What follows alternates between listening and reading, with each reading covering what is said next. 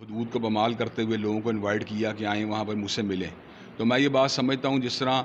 مردوں کی یہ ذمہ داری بنتی ہے کہ بد اخلاقی کا، بے حیائی کا، بد کرداری کا ارتکاب کرنے سے اجتناب کریں، وہاں پر عورتوں کو بھی شرم و حیا والا رویہ اپنانا چاہیے، پردے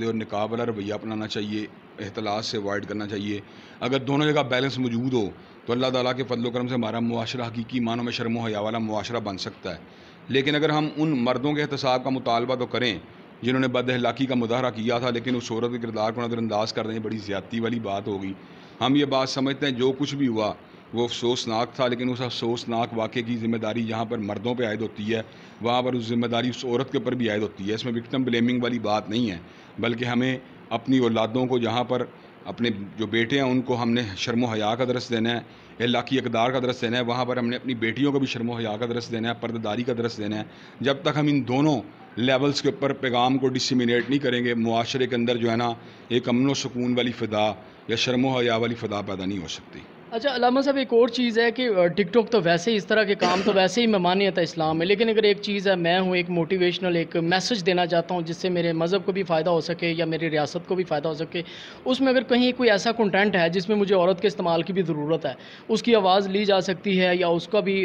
حلیہ پردہ کر کے یا کسی طریقے سے کوئی گنجائش نکلتی ہے اپنے اسلام کے لیے، یا کوئی بھی ایسا میسج ہو جس کا بامعنی ہو، بالکل نہ کہ شہرت حصول ہو. میں یہ بات سمجھتا ہوں کہ کوئی ایسا میسیج نہیں جو مرد اکیلا جس کو ڈسیمینیٹ نہیں کر سکتا. اگر آپ نے ایجوکیشن کا پہ لیکچر دینا ہے تو اچھے ایجوکیشنسٹ جو ہیں مرد موجود ہیں.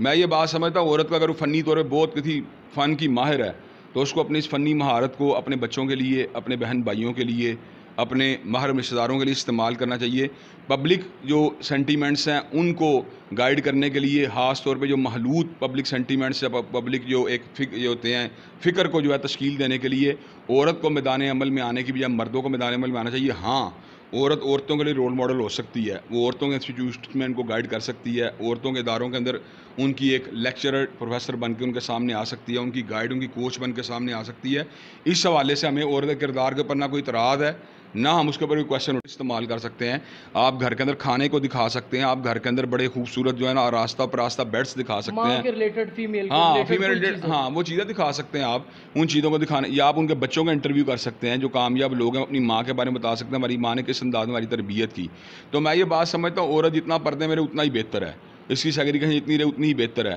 ہاں، اگر محرم رشتہ دار کہیں موجود ہوں یا کہیں پر کوئی ایسی رول ماڈل عورت جو ہے عورتوں کی گائیڈ کے لیے کوئی کردار ادا کر رہی ہو تو وہاں پہ اگر وہ ان کے سامنے آ جاتی ہے اس میں کوئی حرج والی بات نہیں ہے.